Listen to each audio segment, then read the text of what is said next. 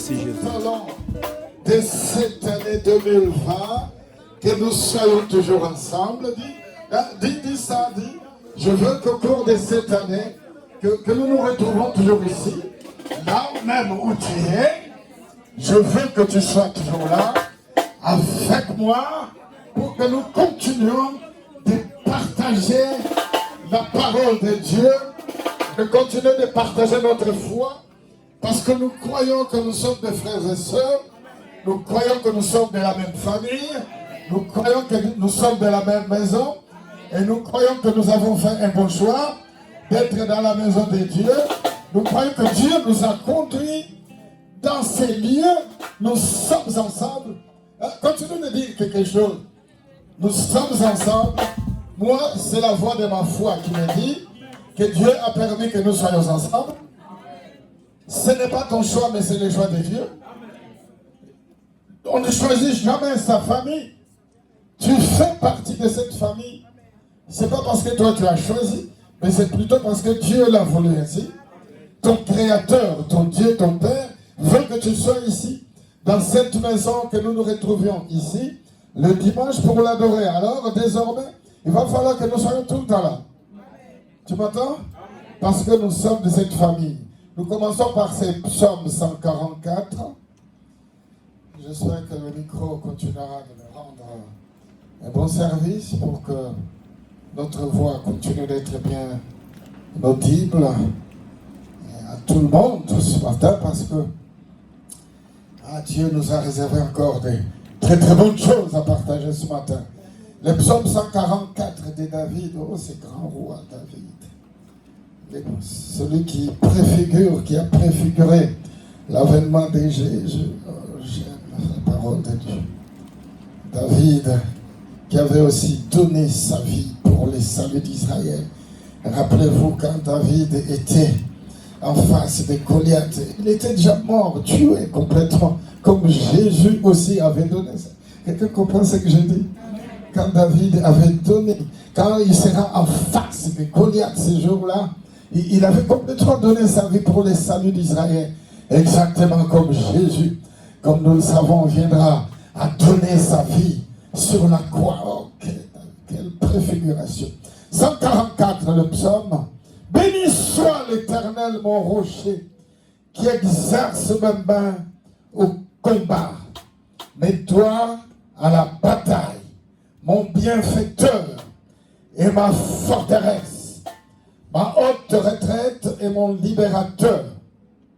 Mon bouclier, celui qui est mon refuge, qui m'a sujetti, mon peuple éternel. Qu'est-ce que l'homme pour que tu le connaisses? Le Fils de l'homme pour que tu prennes garde à lui. L'homme est semblable à un souffle. Ces jours sont comme l'ombre qui passe. Éternel, abaisse des cieux et descend. Touche les montagnes et qu'elles soient fumantes. Fais briller les éclairs, disperse mes ennemis. Lance tes flèches et mets-le en déroute. À partir du verset 7 jusqu'à la fin, nous allons lire ces psaumes tous ensemble. Je voudrais que tu lises pour te réveiller, pour te mettre vraiment dans l'ambiance et dans l'atmosphère de ce que Dieu a mis dans mon cœur. Ça bouillonne dans mon cœur que je partage un message merveilleux fort avec toi. À partir du verset 7. 1, 2, 3, nous lisons. Étends tes mains d'en haut, délivre-moi et sauve-moi des grandes eaux, de la main des fils de l'étranger, dont la bouche profère la fausseté, et dont la droite est une droite mensongère. Ô Dieu, je te chanterai un cantique nouveau, je te célébrerai sur les luttes à 10 corps. Toi qui donnes le salut au roi, qui sauva du glaive meurtrier. David, ton serviteur, délivre-moi et sauve-moi de la main des fils de l'étranger, dont la bouche profère la fausseté, et dont la droite est une droite mensongère. Nos fils sont comme des plantes qui croissent dans leur jeunesse, Nos filles comme les colonnes sculptées qui font l'ornement des palais. Nos greniers sont pleins, régorgeant de toute espèce de provisions. Nos troupeaux se multiplient par milliers, par 10 milliers dans nos campagnes. Nos génisses sont fécondes. Point de désastre, point de captivité, point de cris dans nos rues. Heureux le peuple pour qui il en est ainsi. Heureux le peuple dont l'Éternel est Dieu. On dit Amen. On va répéter les deux derniers versets. Nos génisses sont fécondes. Point de désastre, point de captivité, point de cris dans nos rues. Heureux le peuple pour qui il en est ainsi. Heureux le peuple dont l'Éternel est le Dieu. Alléluia. Gloire à Dieu.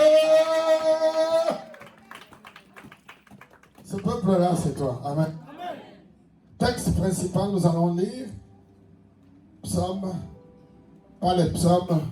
Ce psaume a juste introduit notre message. Maintenant, allons dans Exode, la sortie. Dieu veut nous faire sortir d'une situation désastreuse pour nous amener à notre promesse. Exode chapitre 14. L'électrice, c'est Chanel, elle est là. Exode chapitre 14, du premier verset au 6e verset. Et puis, Luc, moi je lirai Luc chapitre 10, le verset 3. C'est qui la deuxième lectrice? Sephora. Ah, toi tu vas me lire le psaume 34, le verset 19. Nous lisons le premier texte principal. Exode chapitre 14, du premier verset au 6e verset. Et nous écoutons la lecture. Exode chapitre 14, verset 1. Le Seigneur parla à Moïse, il dit: Va dire aux fils d'Israël de revenir camper devant Pi-Hahiroth, entre Migdol et la mer. J'aime bien Pi-Hahiroth. Ah, Pi-Hahiroth. Pi-Hahiroth. Entre Migdol et la mer, devant Baal-Séphon, vous camperez juste en face, au bord de la mer. Alors Pharaon dira: Voilà que le fils d'Israël affolé erre dans le pays. Le désert s'est refermé sur eux. Alors je ferai en sorte que Pharaon s'obstine et il les poursuivra. Mais je me glorifierai aux dépens de Pharaon et de toute son armée. Et les Égyptiens reconnaîtront que je suis le Seigneur. Les fils d'Israël firent ainsi. On annonça au roi d'Égypte que le peuple d'Israël s'était enfui. Alors Pharaon et ses serviteurs changèrent de sentiment envers ce peuple. Ils dirent: Qu'avons-nous fait en laissant partir Israël? Il ne sera plus à notre service. Pharaon fit atteler son char et rassembler ses troupes. On s'arrête là pour le moment.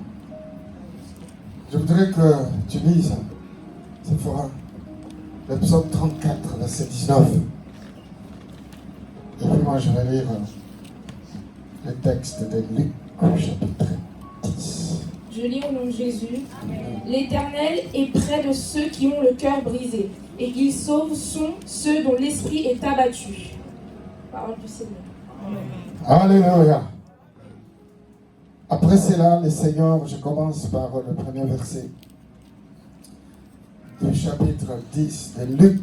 Il est écrit: Après cela, le Seigneur désigna encore 70 autres disciples et il les envoya 2 à 2 devant lui dans toutes les villes et dans tous les lieux où lui-même devait aller. Et il leur dit: La moisson est grande, mais il y a peu d'ouvriers. Priez donc le maître de la moisson d'envoyer des ouvriers dans sa moisson. Partez. Je vais m'arrêter au verset 3. Partez, voici, je vous envoie comme des agneaux au milieu de l'eau. Parole du Seigneur, nous allons Nous allons nous asseoir. Prends place dans la présence de Dieu. Encore une fois, bienvenue dans la maison de Dieu. Je bénis le Seigneur qui a permis que nous nous retrouvions encore dans sa maison ce matin pour parler, partager cette bonne nouvelle. La lumière, on peut le décaler un peu, s'il vous plaît. Ça me frappe trop dans les yeux. Remonte-le un peu. Ou on les décale, on les remonte, on les décale. Gloire à Dieu. Alors, je vous salue en tout cas dans le nom de Jésus. Je bénis Dieu pour cette nouvelle année que nous avons appelée l'année d'entrée dans l'alliance de pères. Rappelez-vous que nous avons des pères. Nos pères dans la foi, ce sont nos patriarches. Le patriarche, l'un des plus grands patriarches aujourd'hui que je parlerai un tout petit peu, il s'agira de notre père dans la foi, Abraham, qui avait enduré des grandes épreuves. Seulement après avoir enduré des très très grandes épreuves, c'est alors qu'il est rentré dans l'alliance, lui aussi de son père, son Dieu. Je continue de croire que Dieu a préparé des grandes bonnes choses et cette année tu vas rentrer dans l'alliance de ton père. Ton père, bien sûr, c'est ton Dieu. Alors je bénis Dieu aussi pour nos deux cultes que nous continuons de célébrer, à savoir tous les dimanches. Je vous rassure et je vous garantis encore que Dieu nous a toujours dit que nous avons besoin de lui célébrer jusqu'à présent un premier culte, puis un deuxième culte. Alors, dans le fond de mon cœur, remonte aussi un grand projet qui se mettra en place au moment convenable. Un troisième culte que j'appelle le culte de la jeunesse, qui est en train de venir très fort. Oh, je crois que quelqu'un va dire Amen. Je crois qu'un jeune, parce qu'à l'appel l'Éternel, nous sommes tous des jeunes, je crois qu'un jeune va dire oh, gloire à Dieu, alléluia. Parce que dans mon cœur, il y a un grand projet qui est dans mon cœur, c'est celui de faire aussi un culte de la jeunesse en fin de la journée. Le dimanche, alors que le soleil va commencer à se coucher, à la paix de l'Éternel, il y aura un grand culte que je vais appeler le culte de la jeunesse. Et en ce moment-là, le nom du Seigneur sera aussi glorifié. Alors, ce matin, je voudrais parler, mes amis, de la maturité spirituelle. Tu as besoin de grandir. L'Église a besoin de grandir. Quand je parle de l'Église, je parle de toi. Mes amis, nous avons besoin d'atteindre une nouvelle étape. Tu as besoin d'arriver à une étape où toi-même tu dois te dire oh, je crois que j'ai grandi. Je crois que je ne suis plus au lait maternel. Et je pense que je suis arrivé à la phase de manger de la viande, de manger de la nourriture solide. Et ça, c'est dans les mondes spirituels que j'en parle, pour arriver quelque part, pour arriver dans des très grandes choses. Alors, pour rentrer dans l'alliance de son Père, on doit absolument atteindre l'âge de la maturité pour accéder enfin à son héritage. Un petit enfant de 2 ans, 3 ans, 4 ans, 5 ans, 6 ans, voire 10 ans, 12 ans, avant qu'il atteigne l'âge adulte, ne peut pas accéder à son héritage. Même si son père lui a légué de biens, mais il va falloir, dit la loi, atteindre l'âge de maturité pour enfin rentrer dans son héritage. Alors moi, je continue de croire que Dieu a préparé un grand héritage pour nous. Dieu a préparé un grand héritage pour son peuple. Dieu a préparé un grand héritage pour ta famille. Dieu a préparé de très grandes choses pour nous. Mais tu as besoin d'atteindre l'âge de maturité. Tu as besoin d'atteindre l'âge où tu dois te dire, enfin maintenant, je suis en mesure de gérer tout le bien que Dieu m'a préparé, tout le bien que Dieu m'a donné.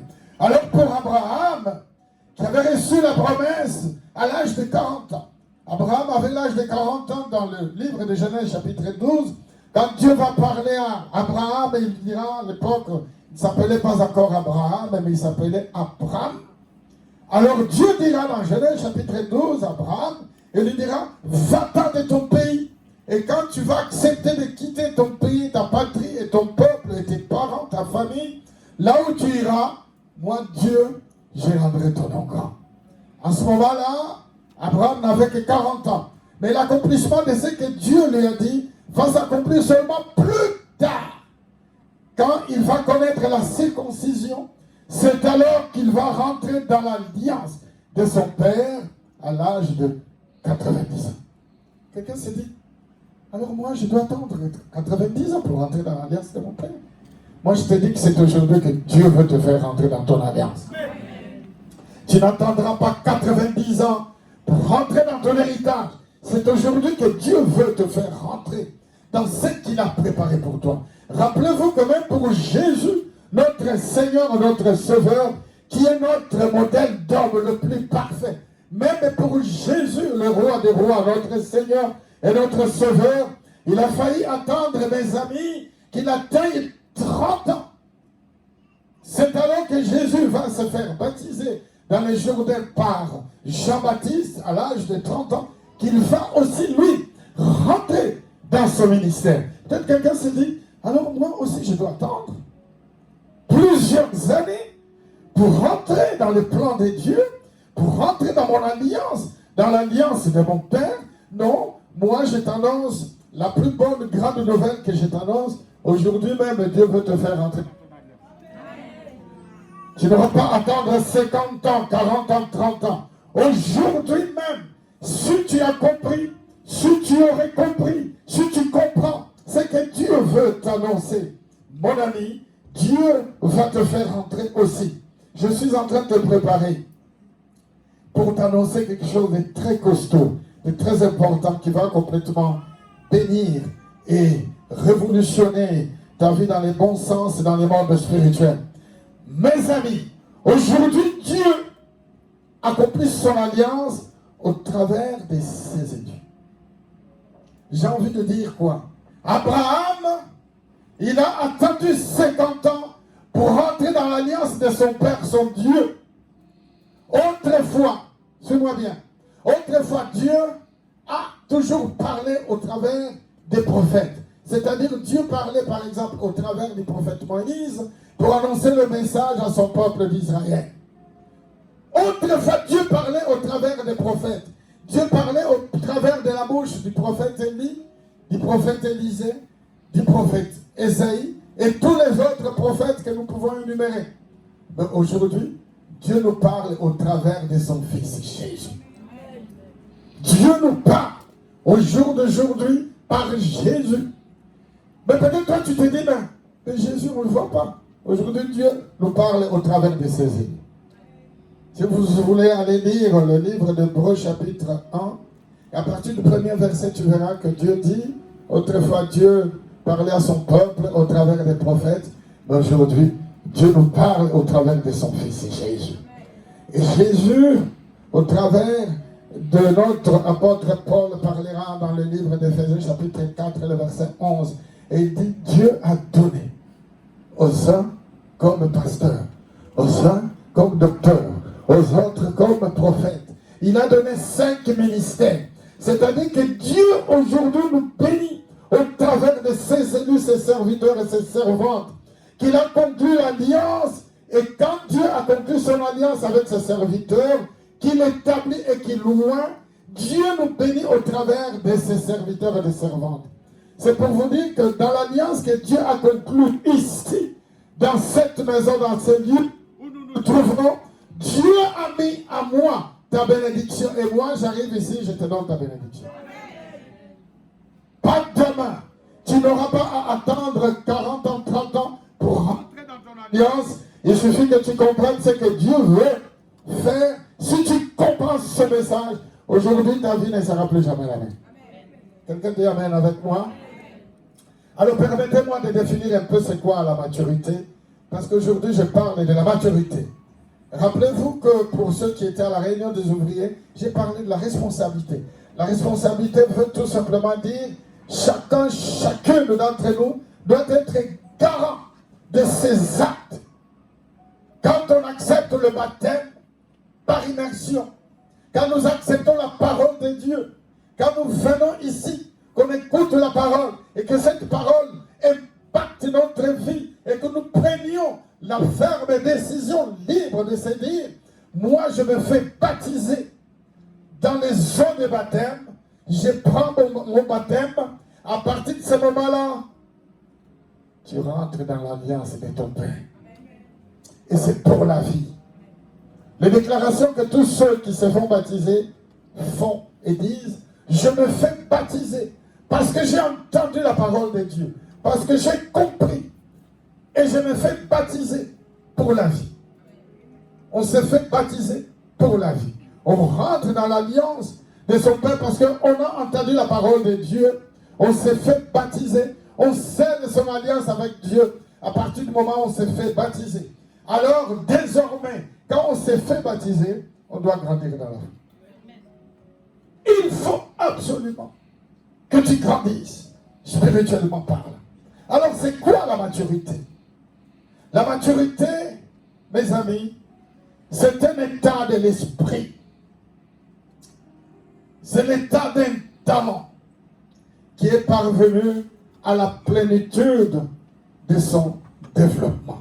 Donc, on parlera que de la maturité si ton état d'esprit, si le talent que tu as, parce que moi, je continue de croire que Dieu a mis en chacun d'entre nous un grand talent.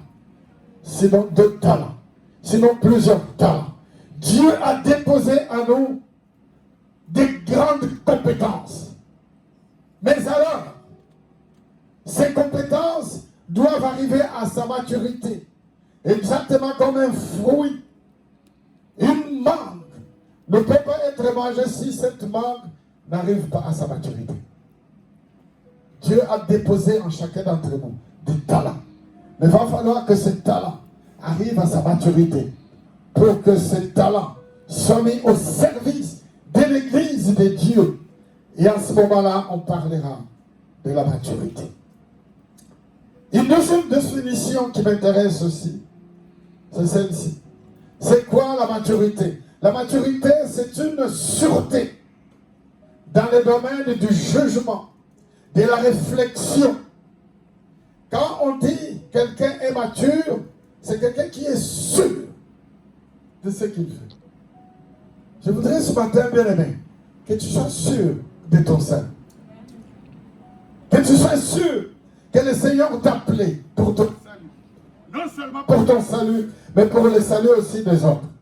C'est-à-dire que tu sois sauvé toi-même et que tu sois en mesure, après avoir atteint un certain niveau de maturité, que tu sois en mesure aussi d'aller témoigner aux autres l'amour de Dieu que toi tu vis.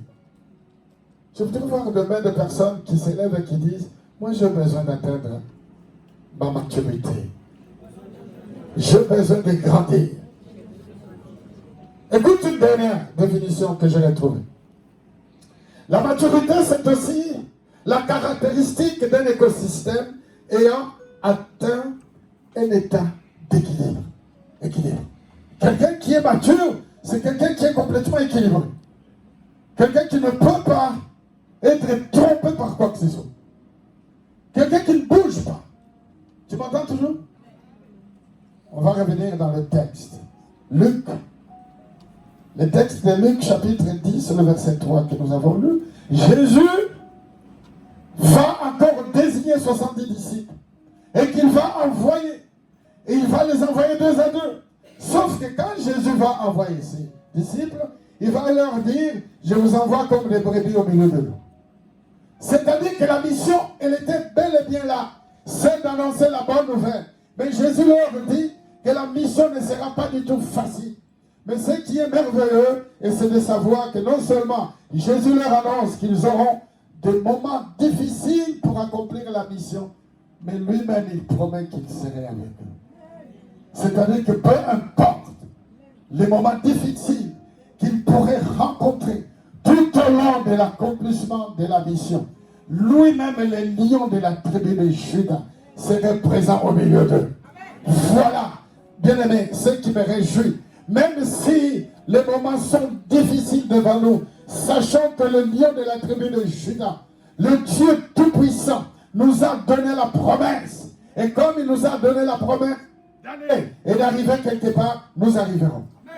Peu importe les obstacles qui vont se dresser devant nous. Le texte principal de ma méditation, c'est le texte de l'Exode. La sortie. Après 4 siècles d'esclavage du peuple d'Israël en Égypte, le moment était arrivé après plusieurs épreuves. Après que Dieu ait prouvé à Pharaon qu'il était bel et bien vivant et qu'il était le plus puissant. Et il fallait que absolument Dieu prouve au peuple d'Israël et au peuple de l'Égypte que Pharaon n'était pas Dieu. Parce que pour les mondes connus de l'histoire, Pharaon était Dieu, un petit Dieu. J'ai envie de te dire qu'il n'y a que Dieu Tout-Puissant, le Créateur du ciel et de la terre, qui est Dieu. Aucun homme ne peut être Dieu et ne peut prendre la place de Dieu. Peu importe sa réputation, Dieu, Créateur des cieux et de la terre, reste Dieu. Le seul et unique Dieu, véritable Dieu. Peu importe la royauté et la grandeur de Pharaon, il fallait que le Dieu des Hébreux, le Dieu d'Israël, fasse voir au monde entier de l'époque que Dieu, le Dieu des Hébreux, est le véritable Dieu. Et c'est ainsi que 4 siècles après, le peuple finit par s'en aller pour partir dans la terre promise, à Canaan. Et la Bible dit qu'il y avait 600 000 hommes de pied qui sont sortis de l'Égypte. 600 000, sans compter les femmes, sans compter les enfants, sans compter le vieux, les vieillards, qui étaient au-dessus de chevaux, au-dessus des ânes, et qui ne pouvaient plus marcher. Ils se sont mis en route, en marche, pour entrer à Canaan, la terre de leurs promesses. Alors, je voudrais partager quelques aspects très importants avec toi ce matin pour te faire voir, bien-aimé, que la promesse de bénédiction de Dieu est toujours là et personne ne peut enlever tout ce que Dieu a promis dans ta vie. Tout ce que Dieu a promis, Dieu va l'accomplir. Dieu t'a promis le mariage, Dieu va te donner le mariage. Dieu t'a promis que tu vas avoir un diplôme, tu vas faire une belle formation. Bien aimé, ça c'est le projet de Dieu et cela va s'accomplir. Mais il va falloir que tu te battes. Tu as besoin d'atteindre un niveau de maturité pour arriver là où Dieu veut t'amener. Je ne cesse de rencontrer des personnes qui me disent, mais moi je prie, je jeûne, je ne manque pas aux réunions. Et d'ailleurs, je distribue mes biens. S'il y a lieu que je donne mes biens à des gens, je donne tous mes biens. Je réponds à tout ce que Dieu me demande de faire. Tout va très bien. Mais je ne sais pas pourquoi j'ai toujours des soucis. Tu as des soucis parce que Dieu veut que tu arrives à un autre niveau de maturité. Tu as des problèmes parce que Dieu veut que tu travailles encore davantage. Voilà le message de ce matin. En 2020, Dieu veut t'amener quelque part. Mais tu as besoin d'atteindre un niveau de maturité. Tu dois être équilibré. Tu dois être sûr de ce que tu fais. Tu dois être sûr de ce que tu es. Il y a des gens, j'ai constaté aussi autour de nous, qui ne sont pas sûrs d'eux-mêmes. Il fait quelque chose de bien, mais quand tu regardes bien, la personne n'est pas sûre. En 2020, il faut que tu sois sûr de toi-même. Il faut que tu sois sûr de ce que tu fais, de ce que tu es. Monte en puissance en étant sûr de ce que tu fais. Tu as besoin d'avoir l'équilibre et la sûreté dans un domaine quelconque.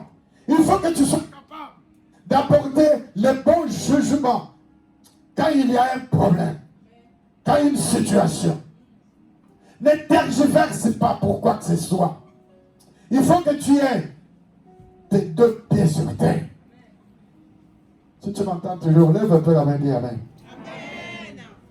Ce n'est pas parce que tu es en face des problèmes que tu vas commencer à pleurer.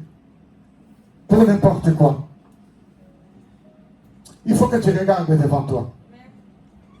Il faut que tu es sûr de toi-même. En te disant, même si tout va mal aujourd'hui, dans très peu de temps, ça ira mieux. Parce que Dieu m'a promis que je dois rentrer dans ma promesse. Le psaume 34, verset 19. Le malheur atteint souvent les justes. Tu as compris ça? Je veux m'attarder à parler de ça ce matin. Les gens se posent des questions. Mais je ne comprends pas. Pourquoi est-ce que tout tombe autour de moi? Les amis sont en train de me fuir. Tout le monde s'éloigne de moi. Même à mon local de travail, pourtant je fais bien mon travail. Je réponds à tout ce qu'on me demande de faire. Mon travail est soigneux. Mais comment ça se fait que même le chef de mon service me maltraite? Il te maltraite parce que Dieu veut que tu atteignes un niveau de maturité. Parce que Dieu a préparé de grandes leçons pour toi.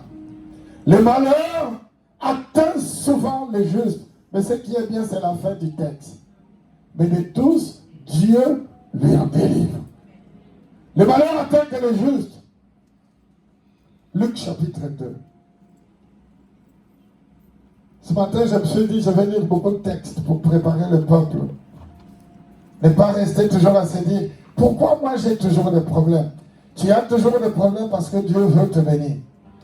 Tu as toujours des soucis autour de toi parce que Dieu veut que tu jeûnes. Parce que Dieu veut que tu lises. Parce que Dieu veut que tu te prépares. Luc chapitre 6, le verset 26. Malheur lorsque tous les hommes diront du bien de vous. Car c'est ainsi qu'agissait leur père à l'égard des faux prophètes. Malheur. Ne te contente pas tout le temps que les gens soient gentils avec toi. Tu m'entends? Et d'ailleurs, la gentillesse n'est pas un fruit de l'esprit. Les gens peuvent beau être gentils avec toi. Et finalement, les mêmes personnes qui se disent et qui se montrent gentilles, ce sont les mêmes personnes qui t'en veulent du mal. Et donc, ne te contente pas de la gentillesse des gens. Même si tout le monde autour de toi sont méchants, pourvu que Dieu soit pour toi. C'est ce qui compte. Donc, quand tout le temps, bien-aimé, dit ici le texte, quand tout le temps les gens seront gentils avec toi, sache que c'est un malheur pour toi. Pour Israël, ils vont traverser la mer Rouge. Et la question la plus importante, comment est-ce que le peuple va arriver de l'autre côté? C'est la plus grande question. Je ne sais pas si on a eu le temps de me préparer, Georgie. Ce tableau-là, je voudrais qu'on me le montre un peu. La traversée d'Israël de l'Égypte jusqu'à la terre promise. Regardez-moi ça. De l'Égypte jusqu'à la terre promise. La mer Rouge que vous voyez là. La distance entre les territoires de l'Égypte pour traverser, arriver de l'autre côté, n'était que de 400 kilomètres. Mais ils ont fait 40 ans. Dieu veut t'amener quelque part pour te bénir. Dieu veut t'amener dans ta bénédiction. La distance, parfois, elle est très courte. 400 kilomètres. Et donc, dans très peu de jours seulement, ils auraient dû atteindre les territoires. Alors, en faisant une étude sur ce que nous sommes en train de dire, bien-aimés, ils auraient dû faire seulement très peu de jours pour arriver là où ils devraient aller. Faites les calculs avec moi. 400 kilomètres. Combien de kilomètres il faut faire par mois pour faire 400 kilomètres? 100 kilomètres? Oui. 400 kilomètres. s'il faut faire 400 km, ils allaient faire seulement 4 mois, en faisant 100 km par mois. Donc 2 mois, ils allaient faire 200 km, oui ou non? Ils avaient 400 km à parcourir. De l'Égypte jusqu'à la terre promise. 400 km, selon les études de cet espace. Mais ils ont fait 40 ans. Donc, en 4 mois, ils seraient arrivés dans le pays de la promesse. Le pays où coule le lait et le miel. Mais au lieu de faire 4 mois, ils ont fait 40 ans. Parce que Dieu va leur faire un grand détour. Dieu veut t'amener quelque part. Mais Dieu veut, avant tout, éprouver ta foi. Dieu veut tester ta foi. Dieu veut que tu arrives bien aimé, à un niveau de maturité, tel que quand tu vas arriver là où Dieu veut t'amener, tu seras en mesure de gérer. Pourquoi est-ce que Dieu va faire un détour au lieu de passer directement? Non. Le peuple va passer par les sud. Et je vous rappelle qu'au milieu du peuple d'Israël, il y avait des enfants. Il y avait des femmes enceintes. Il y avait des troupeaux aussi qui attendaient de bébés. Il y avait des vaches. Il y avait beaucoup de troupeaux, de brebis. La traversée aurait été facile. De l'Égypte, directement à la terre promise. En 4 mois, ils seraient arrivés dans le pays où coule le lait et le miel. En très peu de temps, tu es en train de voir ta bénédiction s'approcher. Mais Dieu te fait faire un grand détour. Je me suis attardé beaucoup sur cette question. L'Éternel parla à Moïse et dit, parle aux enfants d'Israël, qu'ils se détournent. Pourquoi est-ce que le peuple devrait se détourner? Parce que Dieu voulait sévrer ce peuple. Sévrage. Le sévrage, c'est quoi? Quand un enfant vient de naître, l'enfant prend le biberon et l'enfant prend aussi le lait maternel. Il faut attendre un certain âge que cet enfant grandisse et après on dit que la maman a sévré son bébé. Parce que l'enfant est assez grand. Il faut qu'il commence maintenant à s'alimenter de la viande, des légumes, de la nourriture solide pour grandir. Dieu voulait absolument que ce peuple se détourne pour le sévrer, pour le purifier, pour le sanctifier de tous les esprits égyptiens. Quand on accepte la parole de Dieu, généralement nous sommes tout feu, tout flamme. Parce que Dieu veut le bénir. Et c'est le souhait de Dieu de te bénir. Mais Dieu veut que tu te détournes. Dieu te fait passer par plusieurs épreuves. C'est pourquoi tu traverses des moments difficiles. Parce que Dieu est en train de te séduire. Dieu est en train d'éprouver ta foi. Dieu est en train de te préparer. Pour ce peuple, l'état d'esprit qu'ils avaient en Égypte, ils ne seraient pas en mesure de gérer tout ce que Dieu avait préparé pour eux. Il fallait un grand détour, une grande preuve, des grands tests pour voir qui est-ce qui va résister. J'insiste sur le mot résister.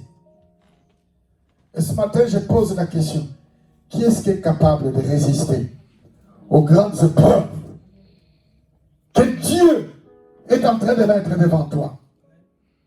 Dieu veut te bénir.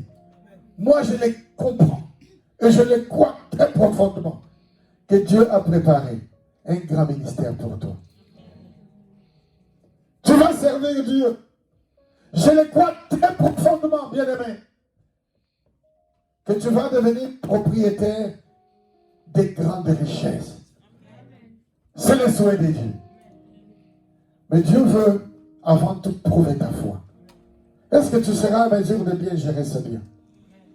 Est-ce que quand tu vas devenir riche, est-ce que tu vas continuer de venir à l'église, la paix de l'Éternel, à 8 heures du matin, si tu ouvres la porte, si tu nettoies les toilettes de l'église, pour que l'église soit toujours propre, quand Dieu te donnera une grande entreprise à gérer, est-ce que tu seras toujours en mesure de venir ici le matin très tôt?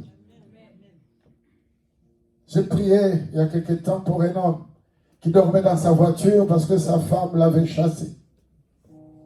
Chassé de la maison. J'ai appris qu'il y a un homme qui dormait dans un parking. Et comme on m'avait amené cet homme à l'église, et nous avons prié pour cet homme. Et Dieu, par sa grâce, a changé complètement dans la vie de cet homme qui est devenu chef d'entreprise. Pas une seule entreprise, chef des grandes entreprises. Et je continue de me poser la question, pourquoi est-ce que cet homme ne vient-il toujours pas adorer Dieu, le même Dieu qu'il avait? Dieu te fait faire des grands détours pour te préparer à gérer ce qu'il a préparé pour toi, des grandes choses. Le peuple va passer par les sud pour être préparé, pour être purifié de l'esprit des Égyptiens. Parce que ce peuple était un peuple élu de Dieu. Dans le monde entier, Dieu s'était choisi un peuple, le peuple d'Israël, pour perpétuer sa génération. Mais alors que ce peuple sort de l'Égypte, il fallait un grand détour. Au lieu de passer directement, le passage n'aurait duré que 4 mois. De l'Égypte jusqu'à la terre promise, mais ils ont fait 40 ans. Parce que Dieu voulait les purifier. Dieu voulait les sanctifier. Dieu voulait enseigner ce peuple à être en mesure de gérer les grandes choses. Pour être le modèle de peuple de Dieu, il fallait absolument que Dieu enseigne ce peuple. Et très peu sont arrivés. Parce que tous ont succombé dans le désert. Lors du détour, ils n'ont pas su supporter la grande épreuve. J'ai envie de te dire, supporte les épreuves. Supporte les épreuves. Malgré les grands détours que le Seigneur est en train de te faire faire, accepte ces détours. Parce que je sens que les grandes choses sont en train d'arriver. Tu n'auras pas besoin d'attendre 40 ans pour arriver à ta bénédiction. Il suffit seulement que ton état d'esprit change pas demain, aujourd'hui même. Aujourd'hui même aussi, tu vas rentrer dans ton héritage. Dieu soit loué. Il y a un élément très important que je voudrais partager avec toi. À part le détour par les enfants d'Israël, Moïse, et qu'ils se détournent vers Dieu, et qu'ils campent devant Pi-Hahiroth, entre Migdol et la mer, vis-à-vis de Baal-Tzephon. C'est en face de ce lieu que vous camperez près de la mer. Selon des études que j'ai effectuées, écoute bien, très important. Jésus, notre Seigneur, notre Sauveur, va s'adresser aux disciples et va leur dire, je vous envoie comme des brebis au milieu de nous. Cela peut paraître bizarre, il les envoie annoncer la bonne nouvelle, il les envoie pour aller prêcher la bonne nouvelle, il leur promet que la bénédiction de Dieu, ma bénédiction, ma promesse, ma protection va vous accompagner. La moisson est grande, mais il y a peu d'ouvriers. Priez donc le maître de la moisson pour envoyer des ouvriers. Il les envoie. Mais après, il leur dit, je vous envoie comme des brebis au milieu de l'eau. C'est-à-dire qu'il leur dit, vous irez accomplir la mission. Mais cette mission ne sera pas du tout facile. Il va falloir que vous ayez des nerfs solides. Il va falloir que vous soyez forts. Et moi, ce matin, je te dis, Dieu a promis la bénédiction dans ta vie. Mais il va falloir que tu sois fort. Parce que tu vas rencontrer des obstacles. Mais Jésus va gagner tous les obstacles. Parce que Jésus va t'accompagner. Jésus ne peut pas t'abandonner. Alors ici, Moïse va recevoir de la part de Dieu. Moïse, regarde ce que tu vas faire. Tu vas prendre le peuple d'Israël et le peuple va camper devant Pi-Hahiroth, Baal-Tzephon, devant la mer. Alors je rappelle à l'église que tous ces éléments que Dieu est en train de citer, ces lieux-là étaient des lieux infestés, des lieux saturés, parce que ce sont des temples des démons. Oh, tu m'entends? Pourquoi est-ce que Dieu ne va pas dire au peuple de passer dans d'autres lieux qui n'étaient pas des templiers? Pi-Hahiroth, ce sont des gros démons, des faux dieux. Et je vous rappelle que tous les faux dieux ont aussi des temples. Tous les lieux où nous passons ne sont pas des lieux bénis. Tous les lieux où nous passons ne sont pas des lieux saints. Il t'arrive de passer dans un endroit où tu ne te sens pas à l'aise. Tu rentres dans une maison, tu n'es pas du tout à l'aise. Sache qu'en ce moment-là, il y a des mauvais esprits qui sont là-bas. Même le train, parfois il passe dans un lieu où tu commences à entendre des bruits. Même lors de nos voyages dans l'avion, ce ne sont pas des turbulences ordinaires. Ce sont des lieux où siègent des mauvais esprits. Quand l'avion passe dans ces lieux-là, l'avion commence à balancer. Parce que ce sont des lieux habités par des mauvais esprits. En ce moment-là, il faut que tu pries. Même sur les autoroutes, il y a des lieux qui sont complètement infestés. Des lieux d'habitation des démons. Où les accidents se passent toujours dans ces lieux-là. On doit se poser des questions. Pourquoi seulement dans ces lieux-là? Parfois, c'est dans une ligne directe de l'autoroute. Mais c'est toujours là où il y a des carambolages. Et c'est toujours là où il y a lieu des accidents. Pourquoi? Parce que ce sont des templiers des démons. Quand tu passes dans ces lieux, laisse le sang de Jésus. Tu m'entends? Invoque le sang de Jésus. Pour libérer ces lieux-là de mauvais esprits. Si tu peux. Parce qu'il faut encore une fois que tu sois préparé. Parce que ce sont des lieux remplis de mauvais esprits. Et il faut que tu sois largement rempli du Saint-Esprit pour chasser ces démons-là. Sinon, je préfère que tu passes. Quand tu arrives quelque part, que tu sens que tu es attaqué, il faut que tu te pèses et que tu saches combien de démons se trouvent dans ces lieux-là. Sinon, je préfère que tu dises, taisez-vous. Je suis en train de passer. Tu m'entends? Si tu arrives dans un lieu où tu ne te sens pas à l'aise, et tu sens que ce lieu-là est infesté, habité par de mauvais esprits, prie que le Saint-Esprit te montre quel est le nombre de démons qui se trouvent là. Parce que malheureusement, les démons existent. Mais Jésus est plus puissant que tous les démons. Peu importe le nombre de démons, Jésus est plus fort que tous les démons. Heureusement, notre Dieu est plus puissant que tous les démons. Mais quand tu arrives quelque part, pèse ta capacité, ta foi. Si tu penses que tu ne peux pas les chasser, dites-leur seulement taisez-vous et laissez-moi en paix. Tu m'entends? Ces jours-là, Dieu va dire à Moïse, il faut que le peuple campe devant Pi-Hahiroth, entre Migdol et la mer, vis-à-vis de Baal-Tzephon. Tous ces lieux-là, mes amis, c'était des templiers des démons. Migdol, c'est un lieu de démons. Pi-Hahiroth, ce sont des faux dieux, des gros démons. Baal-Tzephon, ce sont des vieux démons. Et la mer alors? Vous savez que la mer aussi c'est un lieu infecté par des démons? La mer n'est pas du tout un endroit merveilleux. La mer fait peur, oui ou non? Qui peut traverser la mer à la nage? Qui? Maintenant si je te dis va à la Seine, va traverser la Seine. Même si tu es un grand champion olympique, va traverser la Seine. Je vais voir si tu peux le faire. Si tu le fais, je dirai gloire à Dieu. Même la mer fait peur. Parce que c'est aussi un lieu de mort.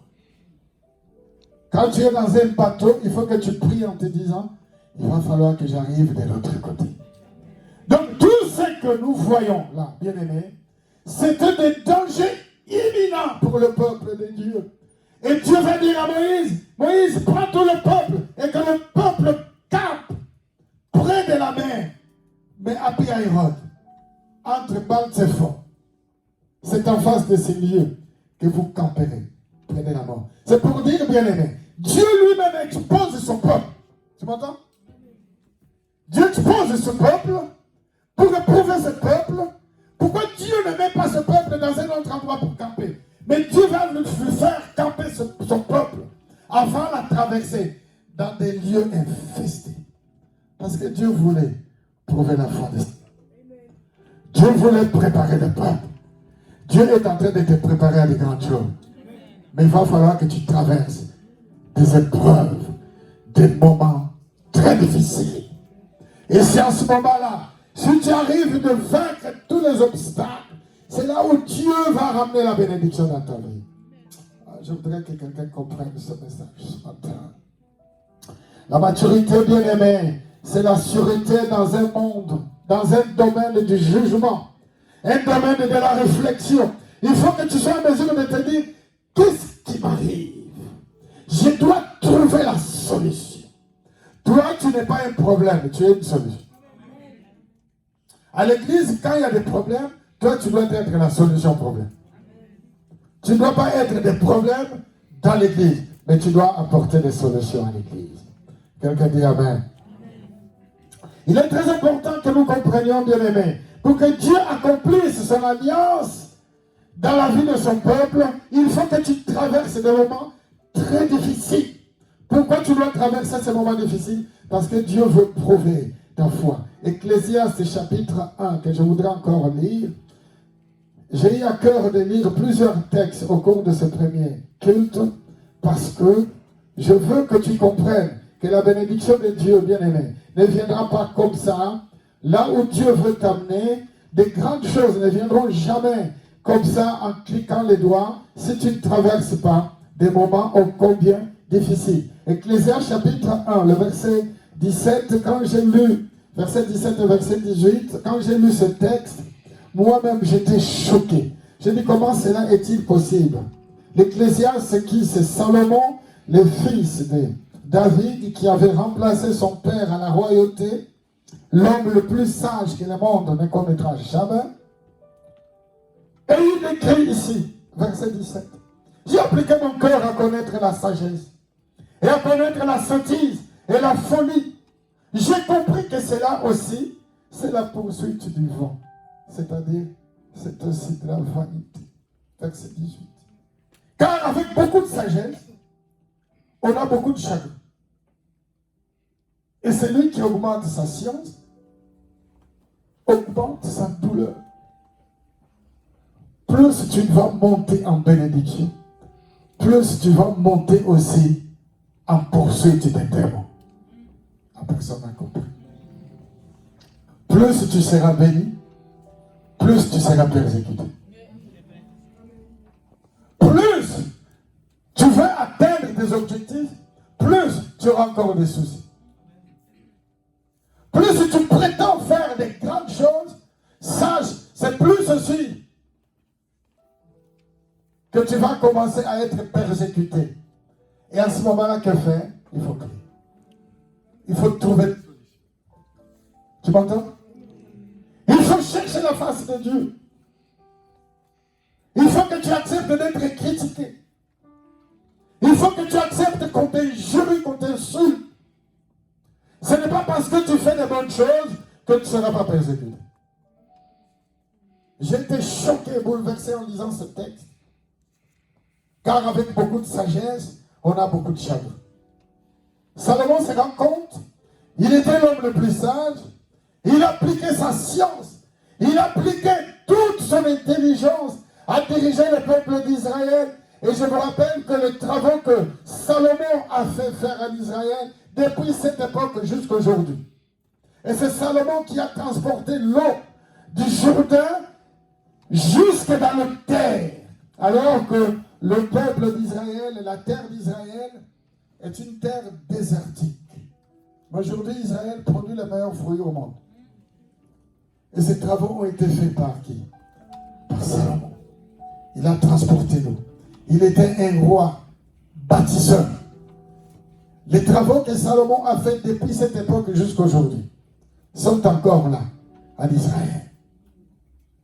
Un grand roi bâtisseur. Et c'est comme ça que son fils, quand il prendra le pouvoir, les vieux sages viendront voir pour dire au roi, allège notre tâche. Ton père nous a infligé des travaux difficiles. Bien-aimé, si tu veux aller plus loin, il faut que tu t'infliges la discipline de travailler davantage. Alors, personne n'a dit amen.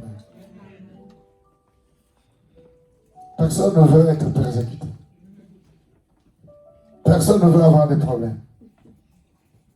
Personne ne veut absolument pas avoir des soucis. Gloire à Dieu. Moi le premier. Même quand tu ne veux pas avoir les problèmes viendront. Les problèmes viendront, bien-aimé, pour te rendre mature, pour que tu montes en puissance, pour que tu cherches la face de Dieu. Je vous envoie comme des brebis au milieu de loups. C'est-à-dire que Jésus leur dit, la mission certes sera accomplie, mais vous aurez des tribulations.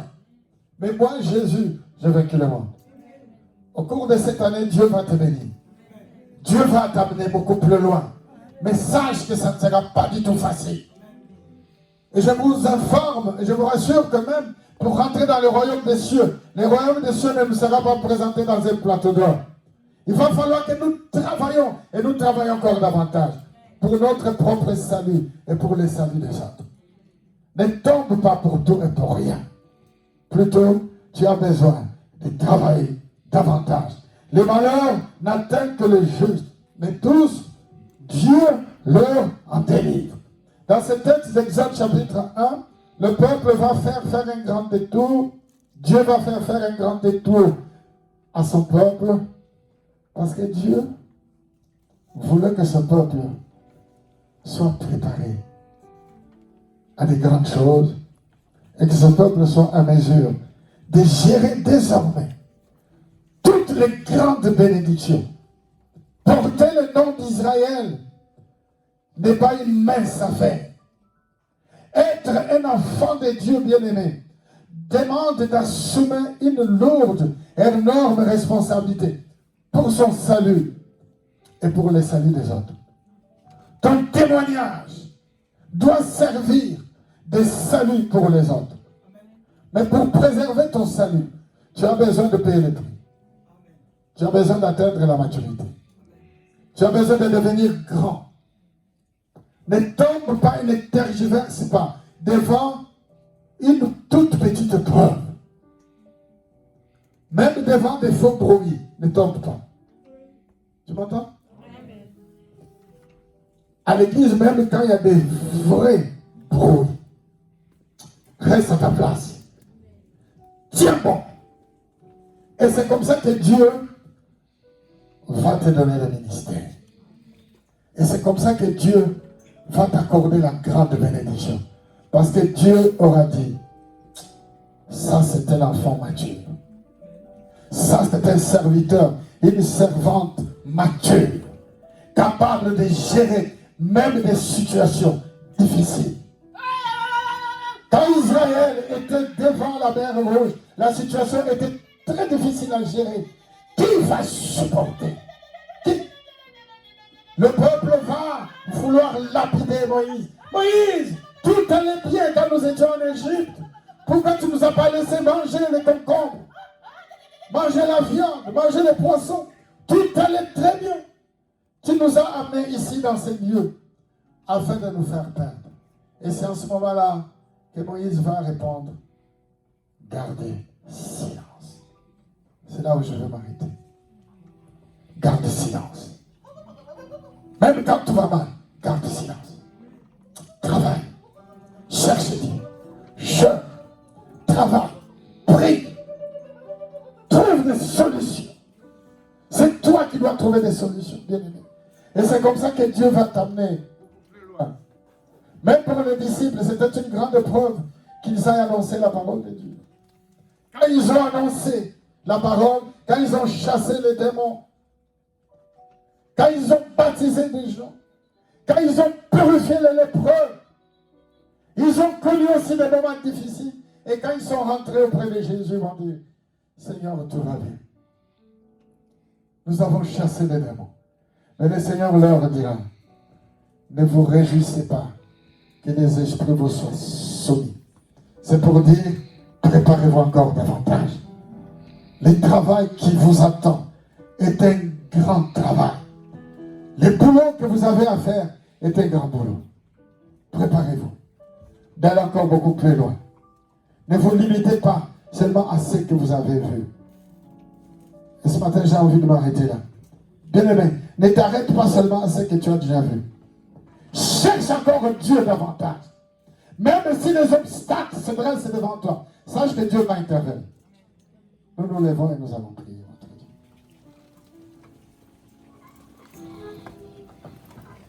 Tu es merveilleux, Seigneur Dieu. Tu es merveilleux, notre roi. Tu es vivant, Seigneur Jésus. Tu es glorieux, Seigneur Dieu. Cet esprit de Dieu. Merci, Yahweh. On peut me faire ce chant-là. Tu es mon Yahweh. Je t'aime, Seigneur Dieu. Tu es le grand frère. Tu es notre libérateur. Comme nous avons lu dans le psaume 144. Dieu ne peut pas nous abandonner. Peu importe les obstacles, peu importe les templiers, les lieux, les difficultés auxquelles nous pouvons être exposés, Dieu interviendra à coup sûr. Tout ce qui nous importe, c'est de garder silence, de rester à notre place. Parce que les ennemis qui sont devant nous, nous allons les écraser par les noms puissants de Jésus. Parce que notre Dieu est merveilleux. Merci Seigneur. Je t'aime, tu le sais. Je te porte dans mon cœur. Ah oui. Et mon cœur bouillant d'amour pour toi. Voici ce Tu es peuple. mon Yahweh. Voici ton Je peuple. t'aime, tu le sais bien. Je te porte dans mon cœur. Voici ton église, Seigneur. Et mon cœur bouillant d'amour pour toi. Ah oui. Tu es mon Yahweh. Je t'aime, tu le sais. Oui, je t'aime. Et mon cœur.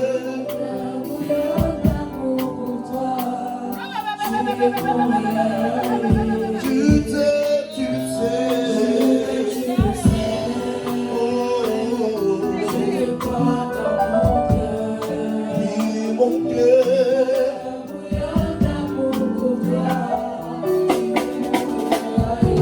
Tu t'aimes, tu le sais. Et mon cœur.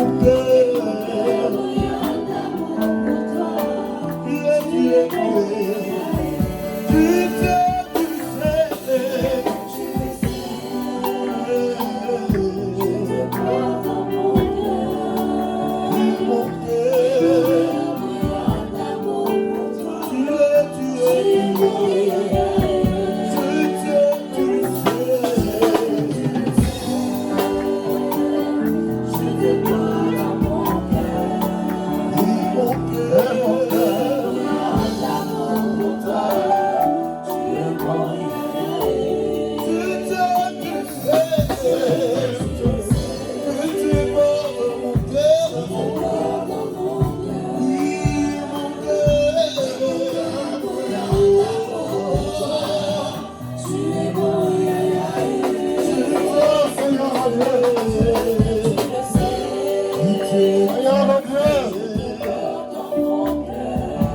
Yahweh, voici ce peuple.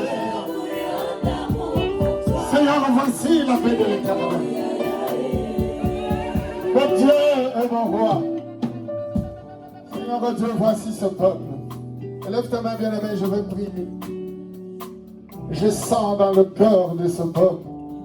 Seigneur Dieu, je sens que ce peuple est en train de rentrer à une autre dimension, Yahweh. Seigneur, je prends ce peuple, je l'amène auprès de toi, Seigneur. J'amène ce peuple auprès de ton trône de gloire, auprès de ton trône de grâce, Seigneur. Ce peuple a besoin, Seigneur mon Dieu, ce peuple a besoin d'atteindre un autre niveau de maturité. Ce peuple ne peut pas rester dans le lait maternel. Ce peuple a besoin d'être sévré. Seigneur Dieu, sèvre ce peuple. Purifie ce peuple. Fortifie ce peuple. Qui ne reste pas au lait maternel. Que ce peuple rentre dans la nourriture solide. Au nom puissant de Jésus. Seigneur, je sens dans le cœur. Quelque chose est en train de se passer. Saint-Esprit de Dieu, non pas par ma force, mais c'est par ton esprit. Seigneur Jésus, il est écrit que tu es le premier-né de Dieu. Tu es notre grand frère. Tu es notre bouclier. Tu es notre force. Tu es notre forteresse. Tu es notre refuge. Yahweh, peu importe les templiers sur lesquels nous nous trouvions. Seigneur, nous croyons en ta délivrance. Tu nous envoies comme des brebis au milieu de loups. Et le malheur, souvent, n'atteint que les justes. Mais il est écrit que de tous, tu leur en délivres. Seigneur, nous croyons que nous allons devenir tous des matures. Ouvre ta bouche et tu pries, tu confesses la parole de Dieu. En disant, Seigneur, je vais devenir mature. Seigneur, je vais grandir. Éternel, mon Dieu, je vais grandir, Yahweh. Seigneur, je vais grandir.